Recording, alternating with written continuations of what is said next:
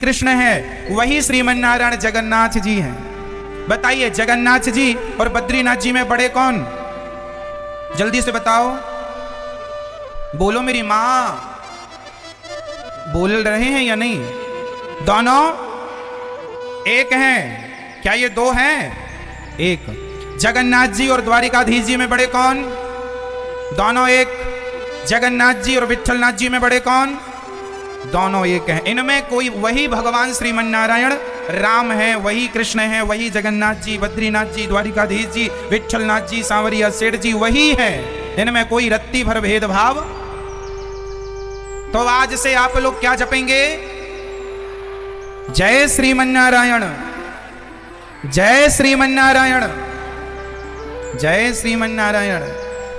मैया जय श्रीमन्नारायण, भैया जय श्रीमन्नारायण।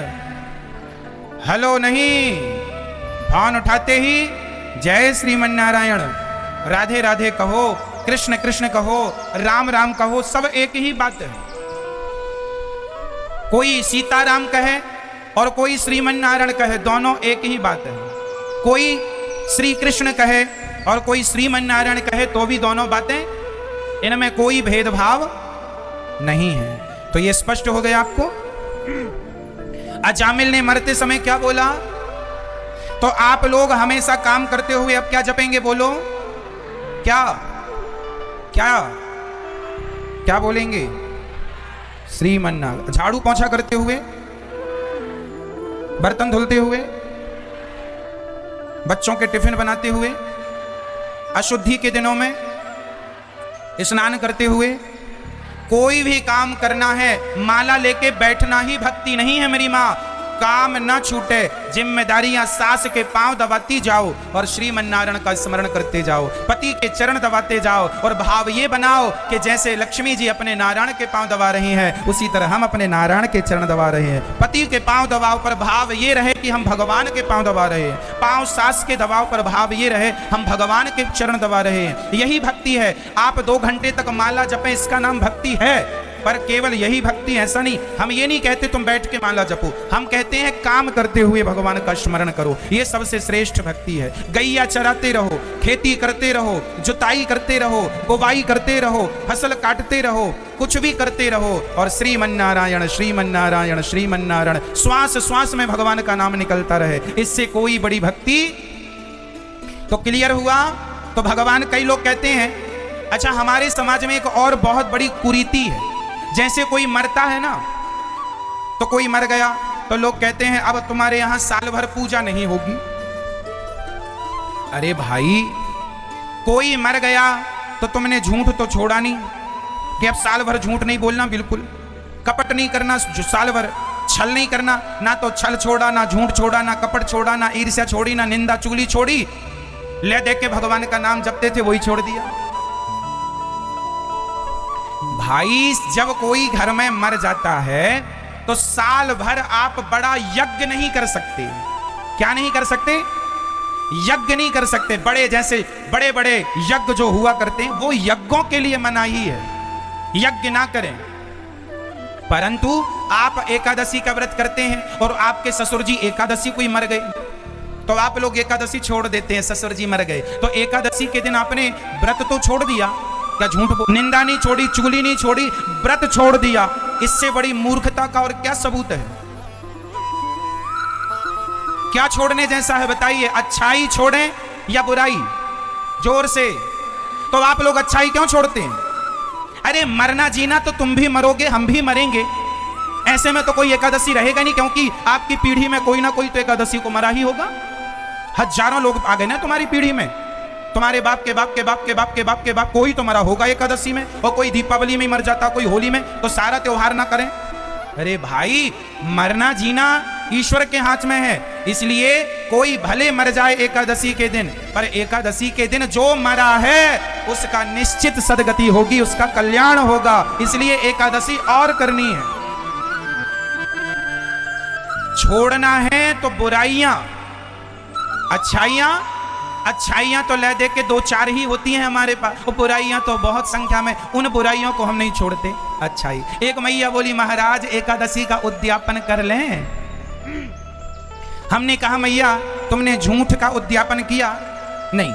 छल का उद्यापन किया? नहीं। निंदा का उद्यापन किया? नहीं। चुगली का उद्यापन किया? नहीं। आदमी बुराई का उद्यापन नहीं करता, अच्छाइयों का उद्यापन करके बैठ जाता है। लो, कितनी बड़ी मूर्खता हमारे देश में है। उद्यापन ही करना है तो झूठ का कर लो मेरी माँ। ये दिन रात तुम 2-2 घंटे जो निंदा बुराई करती हो, इसका ही कर लो उद्यापन। उसका नहीं करेंगे। एकादशी नहीं करेंगे महाराज, अब एकादशी। अरे भाई, एकादशी का व्रत तो सभी हिंदुओं को करना ही चाहिए।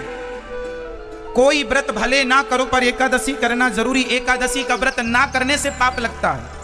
आप रामनवमी नहीं करेंगे तो पाप नहीं लगेगा। आप कृष्ण जन्माष्टमी नहीं करेंगे तो पाप नहीं लगेगा। आप नवरात्रि नहीं करेंगे तो पाप नहीं लगेगा। आप सोमवार का व्रत नहीं करेंगे तो पाप नहीं लगेगा। पर हिंदू धर्म में लिखा है, सनातन हमारे गुरुजनों के आदेश हैं, एकादशी तो सबको करना चाहिए, बच्चे और बूढ़ों को छोड़ करके। ज्यादा बूढ़े हैं मत करिए। हमारे गुरुजी तो इतने वृद्ध हैं कि बिस्तर पर लेटे हैं, अपने से उठ भी नहीं पाते, इतने वृद्ध हैं, शरीर जर्जर है, फिर भी हमारे गुरुजी एकादशी करते हैं। क्योंकि एकादशी व्रत जो है, एकादशी भगवान श्रीमन नारायण से प्रकट हुई है एकादशी, इसलिए भगवान का ही स्वरूप है एकादशी। एकादशी करना ही चाहिए। हम सभी हिंदुओं का परम त्योहार है। पहले के जमाने में जब हमारा देश गुलाम नहीं था, तब हमारे भारत में संडे की छुट्टी नहीं होती थी, एकादशी की छुट्टी होती थी। फिर अंग्रेजों ने संडे की छुट्टी शुरू की। क्यों? क्योंकि संडे के दिन अंग्रेज जो होते हैं ना, क्रिश्चियन होते हैं, और क्रिश्चियन लोग संडे के दिन वो अपने वहां जाते हैं चर्च में, इसलिए उन्होंने संडे की छुट्टी अनिवार्य कर दी। जबकि संडे की छुट्टी हमारे भारत में कभी नहीं होती थी। पहले हमारे यहाँ एकादशी की छुट्टी होती थी, विशेष त्योहारों की छुट्टी होती थी, एकादशी। ठीक है, तो हमारे यहाँ एकादशी की छुट्टी इसलिए होती थी ताकि हम लोग शांति से अपने घर में अपने परिवार के साथ एकादशी का आनंद से व्रत कर सकें। एकादशी का व्रत कैसे करना है? अपनी पत्नी, अपने पति, अपने बच्चों के साथ अधिक से अधिक उस दिन भगवान को समय दो। उस दिन कैसे समय देना है? भगवान को सवेरे जल्दी से उठ जाओ, भगवान का ज्यादा से ज्यादा श्रीमन नारायण का चिंतन करो। भगवान को दूध से, दही से, घी से, शक्कर से, शहद से नहवाओ, भगवान का दिव्य अभिषेक करो, कपड़े पहनाओ, श्रृंगार करो, भगवान को भोग लगाओ बढ़िया फल फूल का। और आप लोग भी एकादशी में खा सकते हैं, फल खाइए, सिंघाड़े के आटे का प्रयोग कर लीजिए, सेंधा नमक खाइए, गोली दवाई खा सकते हैं। ये एकादशी ज्यादा से ज्यादा भगवान के चिंतन का नाम व्रत होता है।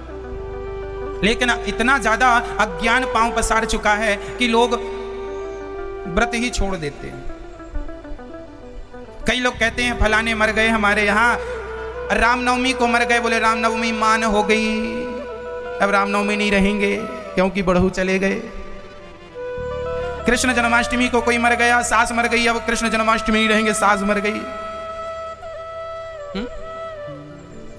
बुराई नहीं छूट रही है, अच्छाई। इसलिए जागो।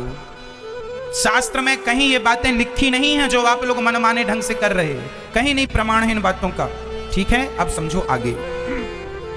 श्री भरत जी महाराज सब छोड़ के गंगा के पावन तट पर चले और उन्होंने खूब प्रेम से भगवान का चिंतन किया, खूब आनंद से भगवान का चिंतन किया। भरत जी ने एक गलती की, मरते समय उनका मन एक मृग में लग गया और भरत जैसे संत मृग का चिंतन करते करते मर गए। जब मरे तो उन्हें मृग की योनि में आना पड़ा। अंत यामति सागति, आप जिसका चिंतन करते करते मरेंगे आपकी वही गति होगी। इसलिए हम कहा करते, इतना तो करना स्वामी जब प्राण तन से निकले, गोविंद नाम लेकर मेरे प्राण तन से निकले, उस वक्त जल्दी आना, नहीं श्याम भूल जाना, मुरली मधुर बजाना, जब प्राण तन से निकले, इतना तो करना स्वामी। तो भगवान का चिंतन करते करते प्राण निकले, इसका स्मरण करो। भरत जी मृग का चिंतन करते करते मर गए, तो क्या बन के आना पड़ा मैया? क्या बन के आना पड़ा उनको? मृग। और आप लोगों ने भी आजकल कुत्ते उत्ते पाल रखे हैं, तो आजकल आप लोगों का मन ज्यादा कुत्तों में ही लगा है। आजकल की मैडमें तो कुत्तों को ही नहलाती हैं, कुत्तों को बिस्तर पर रोटी बनाती हैं, वो चाट